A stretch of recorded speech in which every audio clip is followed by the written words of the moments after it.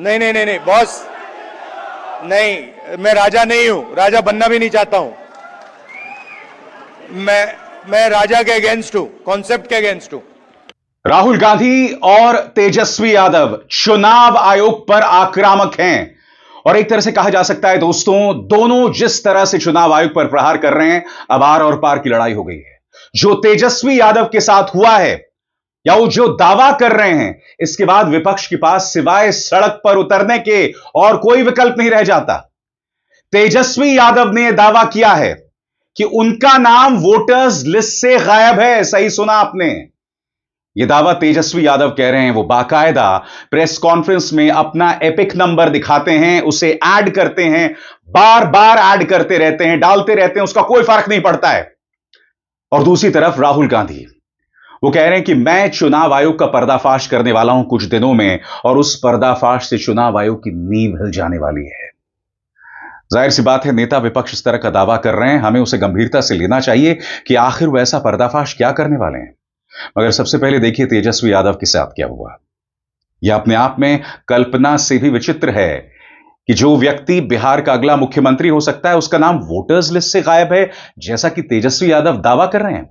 मैं एक बात स्पष्ट कर दूं, यह दावा तेजस्वी ने किया अपने प्रेस कॉन्फ्रेंस में, मेरे पास कोई प्रमाण नहीं है उसे क्रॉस चेक करने के। मगर आप देखिए तेजस्वी यादव क्या कह रहे हैं।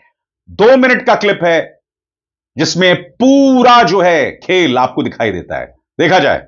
ये एप्लीकेशन है, मेरा भी नहीं है, हम चुनाव कैसे लड़ेंगे?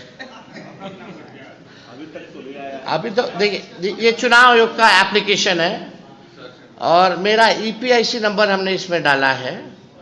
ईपीआईसी नंबर अगर आप चाहें तो हम बता भी दें।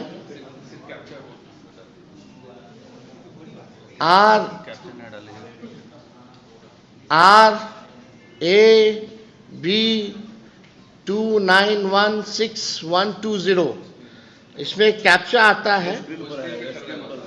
हाँ, आचार है। अब हम डालते हैं कि WNRN।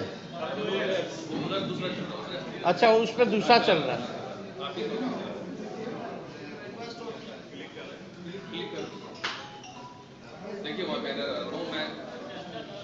डालिए।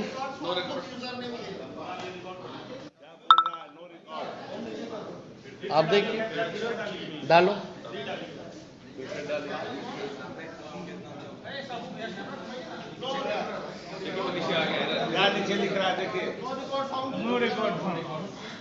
What does it mean?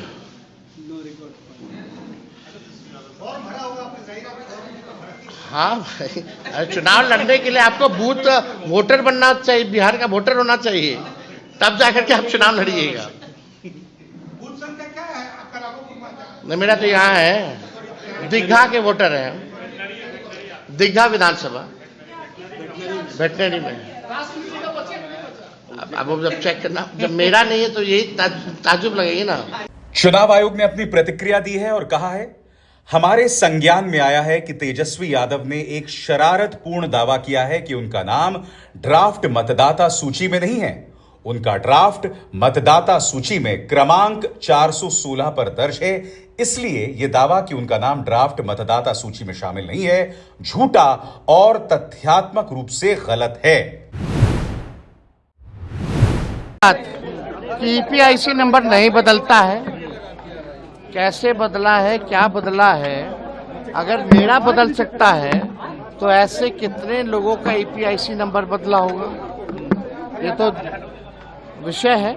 यही सब आंकड़े तो हम लोग पूछ रहे चुनाव आयोग से, तो कहीं ना कहीं से पूरी साजिश है कि वोटरों का नाम जो है काट दिया जाए। वो छोड़िए ना, कई आईएएस अधिकारी ट्वीट करके बोल रहे कि उनका नाम कट गया है, तो गरीब का सोचिए। तो ये तो इलेक्शन कमीशन की जिम्मेवारी है कि बूथ वाइज आंकड़ा दे, कैटेगरिकली कि मृत्यु हुई है, किस बूथ पे इतने की मृत्यु हुई है, कौन है, उसका ईपीआईसी नंबर उपलब्ध कराए, सबका ईपीआईसी नंबर उपलब्ध कराए।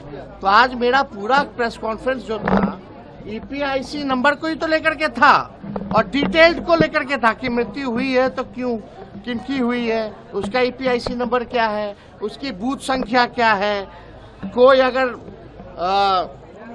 दूसरे राज्य में गया है इस वजह से कटा तो उसका डिटेल दे, जिसका डबल है, रिपीटेड है, उसका डिटेल दे।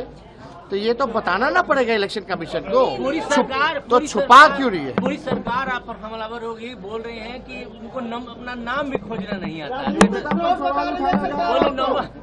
आप बहुत बढ़िया बात है। सरकार को और क्या काम है जब सरकारें ईपीआईसी नंबर मेरा बदलवा रहा है इलेक्शन कमीशन से? कभी बदलता है? पूछिए तो सरकार से ईपीआईसी नंबर बदलता है। और तो ईपीआईसी नंबर अगर बदला है तो ऐसे कितने लोगों का बदला होगा? यही तो सवाल है खड़ा कि कितना बड़ा फर्जीवाड़ा चल रहा है। तो चुनाव आयोग रोज विपक्ष विधानसभा से लेकर संसद में उनके खिलाफ प्रदर्शन कर रहा है, उनके स्पेशल इंटेंसिव रिवीजन के खिलाफ। और राहुल गांधी ने तो एक बहुत बड़ा धमाका किया। वो कह रहे हैं कि एक एटम बॉम्ब धमाका होने वाला है, क्योंकि हमारे पास चुनाव आयोग को लेकर कुछ ऐसे प्रमाण हैं जिससे चुनाव आयोग की नींव हिल जाएगी। तो राहुल गांधी जो दावा कर रहे हैं, क्या उस पर यकीन किया जा सकता है? और आखिर ये धमाका होगा क्या? सुनिए राहुल गांधी ने क्या कहा, और उसका हिंदी में अनुवाद लगातार आता रहेगा। Voter list that we got from the election commission, physical paper, where we went comparing photograph by photograph by photograph, name by name by name, 6.5 lakh people, comparing one photograph to 6.5 lakh other photographs. And I'm proud of the work that the Congress party did. And you will see the shockwave that is going to go through the electoral system when we release this data. It's literally like an atom bomb. Because the truth, my friends, is that the election system in India is already dead. दोस्तों, आज का दिन तेजस्वी और राहुल के नाम पर था। राहुल ने यह भी दावा किया कि प्रधानमंत्री नरेंद्र मोदी देश के प्रधानमंत्री नहीं होते, मगर भारतीय जनता पार्टी ने कम से कम 15 सीटों में धांधली की। राहुल ने क्या कहा कुछ देर बाद, मगर तेजस्वी यादव वो क्या कह रहे हैं इस पर गौर किया जाए। वो कहते हैं तकरीबन हर विधानसभा में 20 से 30 हजार नाम काटे गए। कुल 65 लाख के करीब यानी 8.5% करीब मतदाताओं के नाम सूची से हटा दिए गए। और स्वाभाविक सी बात है, इसके बाद चुनावों में इसका जो असर होगा वो अप्रत्याशित होगा। सुनिए तेजस्वी क्या कह रहे हैं। अब तकरीबन जो है हर विधानसभा से 20 से 30 हजार नाम काटे गए, यानी टोटल 65 लाख के करीब, यानी 8.5% के करीब जो है वोटर्स को जो है लिस्ट से नाम काट दिया गया है। अब हमारा सवाल है, क्योंकि चुनाव आयोग जो है जब भी बात करती थी या जब भी कोई विज्ञापन देता था या प्रेस नोट भेजता था या डे टू डे अपडेट देता था, तो उसमें बताया जाता था इतने शिफ्ट हो गए, इतने मरने वाले हैं, इतने की दोहरी वोटर लिस्ट में नाम है, और एक जो है अनुपस्थित वाले, उनका कैटेगरी दिया जाता था। अब सवाल देखिए, अब तकरीबन 20 से 30 हजार, और ये जो हम लोगों को जो सूची जो उपलब्ध कराई गई है, ये आप समझिए ये विधानसभा वाइज सूची जो है हम लोगों को उपलब्ध कराया गया है। और विधानसभा वाइज यानी हर एक विधानसभा से 20 से 25 से 30 हजार वोटर्स का नाम जो है काटा गया है, यानी तकरीबन 8.5%।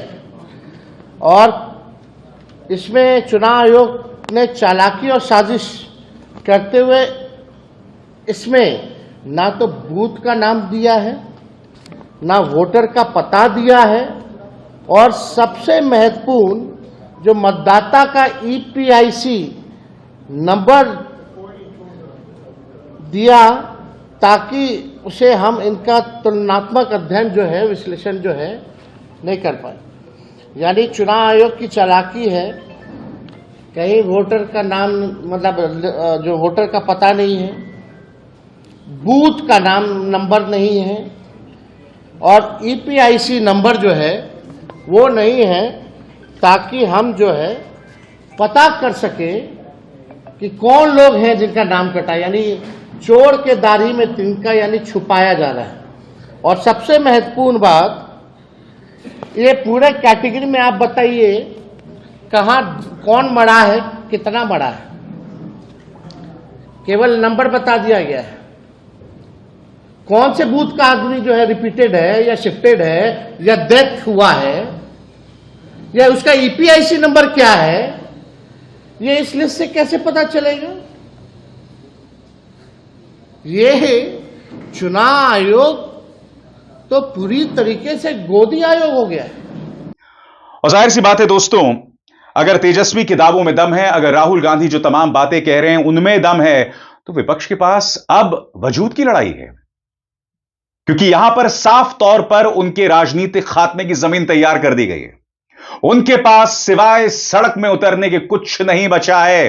हालांकि भारतीय जनता पार्टी इसे बौखलाहट बता रही है। सुनिए deputy chief minister Vijay Sinha क्या कह रहे हैं। देखिए, एसआईआर बहाना है, संविधान का अपमान करना इनका निशाना है। ये संवैधानिक संस्था का अपमान करते हैं। जब माननीय न्यायालय एक एक बार नहीं, दो दो बार कह चुके कि हम नहीं रोक सकते, आपको कोई खामी कमी है, कोई आपत्ति है, वो उपलब्ध कराइए, हम उसको देखेंगे। फिर भी जनता को भ्रमित करने के लिए अपने हार का ठीकरा चुनाव आयोग पर फोड़ने का ये राजद कांग्रेस के लोग बहाना ढूंढ रहे हैं। हार इनका तय है। 2010 के तरह ये 22-23 सीट के नीचे सिमटेंगे। तेजस्वी यादव जी घबराहट में हैं, इसलिए ये भ्रम की स्थिति बना के बहाना ढूंढ रहे हैं। तो एक तरफ तेजस्वी यादव पटना में, दूसरी तरफ राहुल गांधी यहां दिल्ली में, और उन्होंने सीधा प्रहार किया प्रधानमंत्री नरेंद्र मोदी पर। कहा कि कम से कम 15 सीटों में धांधली की गई है। हालांकि यह संख्या करीब 79 की थी। और मैं आपको बतलाना चाहूंगा कि कई संस्थाओं ने चुनाव आने के बाद जितने वोट डाले गए और जितने गिने गए उसमें अंतर की बात की थी। एडीआर की रिपोर्ट थी, वोट फॉर डेमोक्रेसी की रिपोर्ट थी, और उसका मैं जिक्र करूंगा, मगर पहले सुनिए 15 सीटों की धांधली। राहुल क्या कह रहे हैं। The Prime Minister of India is the Prime Minister of India with a very slim majority. If 10, 15 seats were rigged, and we suspect actually the number is much closer to 70, 80, 100. If 15 seats were rigged, he would not be the Prime Minister of India. And we are going to prove to you, in the coming few days, we are going to prove to you without any doubt in the coming few days how a Lok Sabha election can be rigged and was rigged. So, it's very clear that the institution that holds this, that protects this, that holds this, that defends this, has been obliterated and taken over. दोस्तों, राहुल यहां पर जो दावा कर रहे हैं, मैं आपको याद दिलाना चाहूंगा कि लोकसभा चुनावों के तुरंत बाद वोट फॉर डेमोक्रेसी की रिपोर्ट आई थी और एडीआर की रिपोर्ट आई थी। एडीआर यह दावा कर रहा था कि भाई जितने वोट डाले गए और जितने वोट गिने गए उसमें 5 लाख से ज्यादा वोटों का अंतर था। और यही बात वोट फॉर डेमोक्रेसी कह रहा था। वोट फॉर डेमोक्रेसी की रिपोर्ट क्या थी, आपके स्क्रीन पर। 22 जुलाई को महाराष्ट्र की civil society group vote for democracy ने एक रिपोर्ट जारी की। इस रिपोर्ट में खुलासा किया गया था कि 2024 के आम चुनावों में शुरुआती आंकड़ों से लेकर फाइनल आंकड़ों तक वोटों में करीब 4.65 करोड़ का इजाफा हुआ। रिपोर्ट में दावा किया गया इस बढ़ोतरी का फायदा बीजेपी के नेतृत्व वाले एनडीए को 15 राज्यों में 79 सीटों पर मिला हो सकता है। उसी तरह से दोस्तों, एसोसिएशन फॉर डेमोक्रेटिक रिफॉर्म्स की रिपोर्ट क्या कहती है। रिपोर्ट के मुताबिक, जिसका शीर्षक है 2024 लोकसभा चुनाव में डाले गए वोट और गिने गए वोटों में गड़बड़ियां, कई दृष्टिकोण, इसमें दावा यह किया गया कि 362 लोकसभा सीटें, और इसमें जितने वोट डाले गए और जितने वोट गिने गए उसमें 5,54,000 598 वोटों का अंतर था और यही बात राहुल गांधी लगातार कह रहे हैं। उन्होंने कहा कि पहला खेला महाराष्ट्र में हुआ और उसके बाद मुझे इस मामले को गंभीरता से लेने पर मजबूर होना पड़ा। और याद कीजिएगा, इसी मंच पर राहुल गांधी के 3 सवाल मैंने आपके सामने रखे थे, जिनके जवाब अब भी चुनाव आयोग सलीके से नहीं दे पाया था। मगर महाराष्ट्र का क्या जिक्र कर रहे हैं, सुना जाए। You know, I've been speaking recently about the election system. I always had a suspicion that there was something wrong.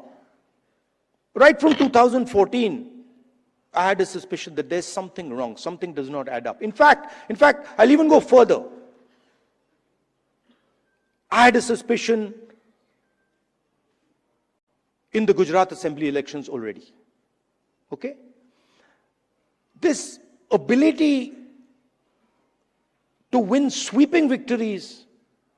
Congress party doesn't get a single seat in Rajasthan, doesn't get a single seat in Madhya Pradesh, doesn't get a single seat in Gujarat. This was surprising to me.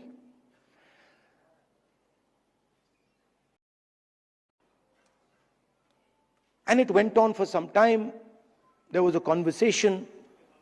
But I could never speak because there was no proof. So whenever we spoke, people said, well, where's the proof? And then something happened in Maharashtra, where in the Vidhan Sabha we won the election, hands down. In the Lok Sabha we won the election, hands down. And then 4 months later, we didn't just lose, we were obliterated. 3 formidable parties suddenly just evaporated. And that's when I thought that this just cannot be. And so we started right then to look seriously for electoral malpractice. We found it in Maharashtra. Clearly, 1 crore new voters show up between Lok Sabha and Vidhan Sabha. Bulk of those votes go to the BJP. But still, we didn't have clear proof. So when I would even mention it to our allies, that look, there is clear cheating that has happened, my allies would say to me, yes, we can see that there is cheating that has happened, but we don't have proof. And now, I say with absolutely no doubt that we have proof. And we have such proof. We have such proof that will show the whole country that the institution of the Election Commission does not exist. That it has disappeared. It has taken us 6 months. 6 months of non-stop work to find this proof. Why? Because the Election Commission does not give us electronic versions of the voter list. It gives us paper versions, and you'll be shocked to know, as I was, that when they give booth-wise paper versions of the voting list, that document cannot be scanned, it cannot be copied. Meaning you put it into a scanner, nothing comes out. Why would the Election Commission scan protect, copy protect the voter list? जब राहुल गांधी भाषण दे रहे थे तो सामने उनकी बहन प्रियंका गांधी वाड्रा थी और उन्होंने कहा कि आज मैं आपसे एक ऐसी बात बताने वाला हूं जो मैंने कभी सार्वजनिक नहीं की। मेरी बहन जो मुझसे लगातार कहती रहती हैं कि राहुल आप आग से खेल रहे हो।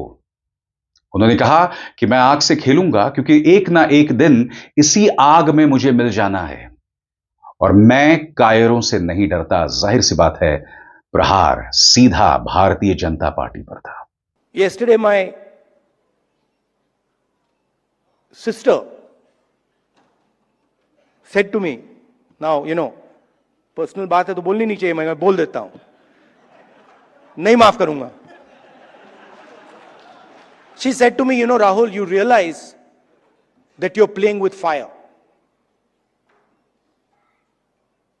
And I said, yeah, Priyanka, I am playing with fire. I will continue to play with fire. I'm not scared of playing with fire.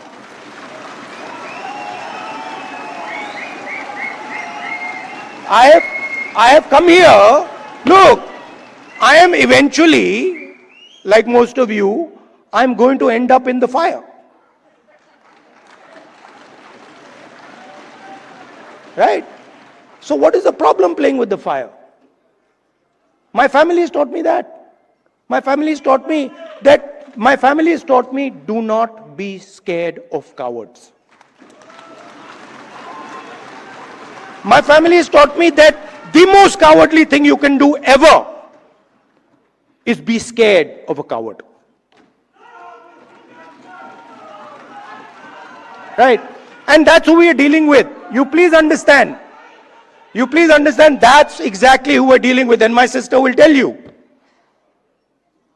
Someday she'll also give a open-hearted speech and she'll tell you exactly the extent to which the ruling ideology is based in cowardice. और वो वहां नहीं रुकते. उनके साथ उनके वकील और कांग्रेस के नेता अभिषेक मनु सिंघवी थे. बकौल राहुल गांधी, मुझ पर करीब 30 से 32 केसेस हो गए हैं जिनसे मैं लड़ रहा हूं और कब तक लड़ता रहूंगा ये देखना होगा. Rahul. And then on the other end of the spectrum is Dr. Singhvi, who is, I've also dealt with a lot of lawyers, but he is like a laser beam. He will get to the point instantly and he will cut exactly to what the issue is. And